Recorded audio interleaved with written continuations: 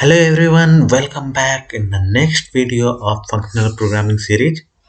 Here we will learn about combining two arrays using the concat method. Concatenation means to join items into it. JavaScript offers the concat method for both strings and arrays that work in the same way. For arrays, the method is called on one. Then another array is provided as the argument to concat, which is added to the end of the first array. Here we can see one array is used,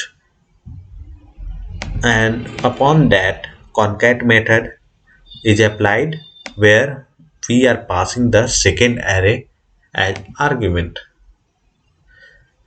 and it will not mutate this array or this array but instead return a new array which will be combination of the two. Task for this challenge: use the concat method in the non-mutating concat function to concatenate attached to the end of the original. The function should return the concatenated array. In that case, return original dot concat, and we will pass attach here.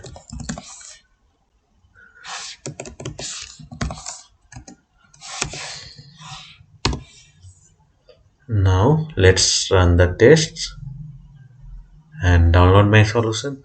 And thanks everyone for watching. See you in the next video. Till then, bye bye.